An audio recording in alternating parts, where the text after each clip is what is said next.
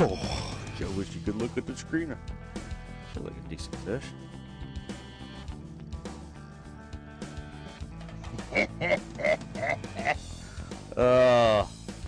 You know, I love power fishing with reaction baits, flipping sticks. But I tell you what, when you get fish going like this on 6-pound test and spinning rod, it's so much fun. Where are you going?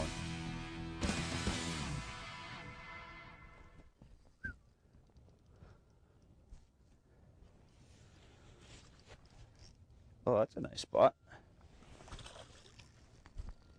I'll take those. Come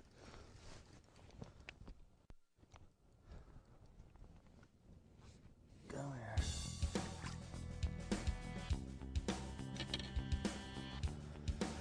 There's many days in bass tournaments I would beg for a fish that size. Beg. I mean, that's money. That's catching fish like that.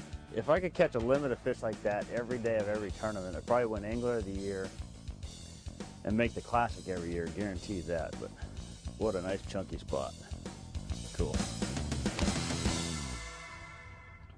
Fishing a drop shot, whether it's vertical or just casting it onto a point like you would any other plastic worm, is you want to keep the weight in contact with the bottom all the time. And when the weight's on the bottom, when you're shaking a worm like I'm shaking it here, I'm not lifting my weight off the bottom. I'm keeping the weight down, connected to the bottom, and I'm just trying to make that worm dance suspended off the bottom. This should be a fish. And then, you know, I'll drag it a little bit or pull it, hop it, do whatever. Let the weight go back down, shake it some more. But just remember, keep in mind, when you're shaking that worm, don't be pulling your weight off the bottom. That's one of the most important things. Keep that weight on the bottom and just shake the worm. You don't have to. I'm probably moving my rod tip 6 to 8 inches, about max.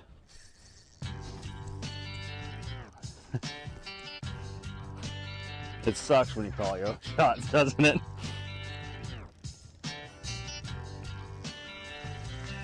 Hello there, kids.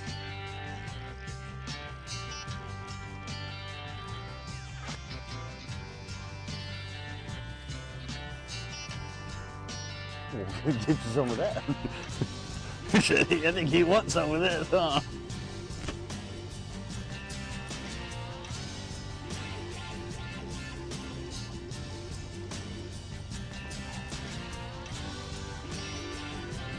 Oh, but there's a lot going on that screen down there.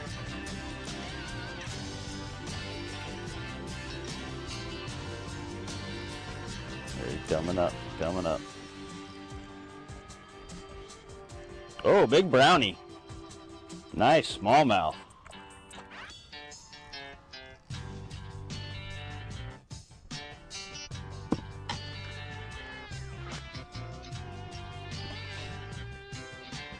We got a mixed bag going here. I wonder why he fought so hard.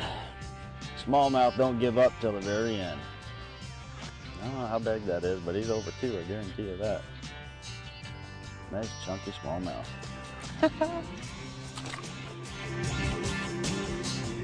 Alright, rigging a drop shot's very simple. All we're doing is tying a Palomar knot to our hook. And for what we're using today is just a #1 Gamakatsu split shot drop shot hook. It's what I call a nose hook. So tying a Palomar knot, just taking a loop through the eye of the hook, do an overhand, and then pulling that hook back through our loop. That's a Palomar knot right there.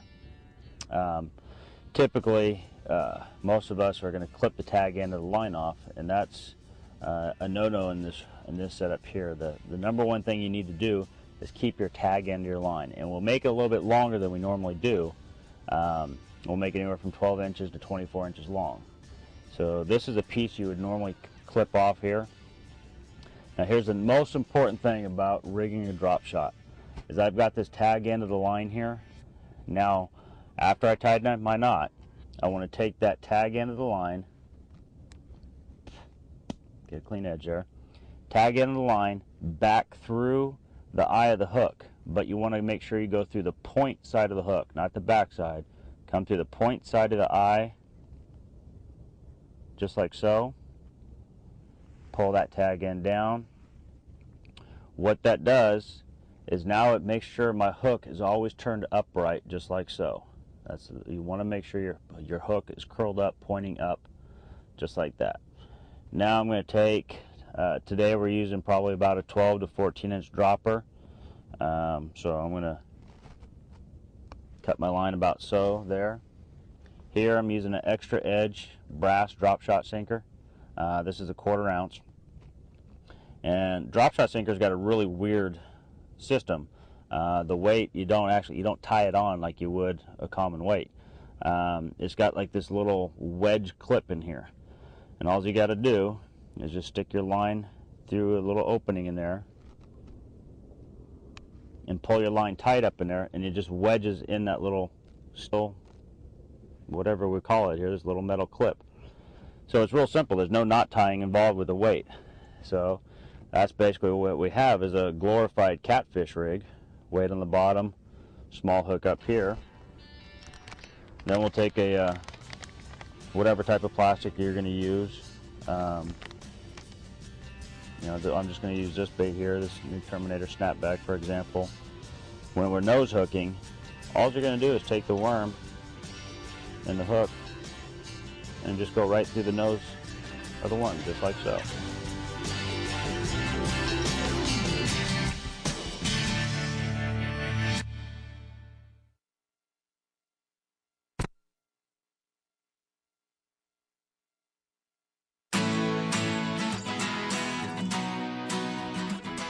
There he is, there he is. Yeah. Ooh. What do we got here? There's no munchkins in this bunch.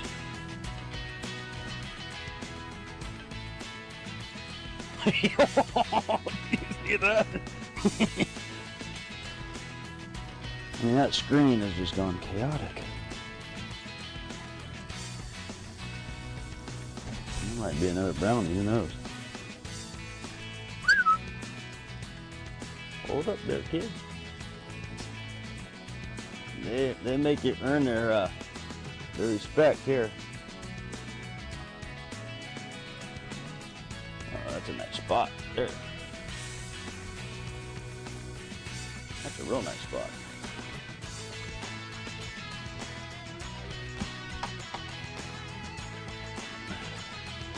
That's a real nice spot.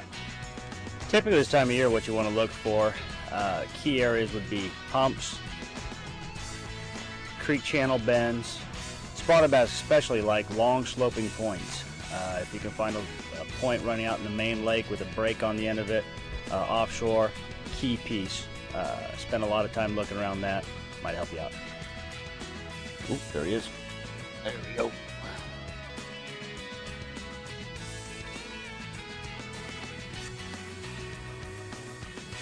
Oh, buddy. Good God. A big old spot here and fight very hard.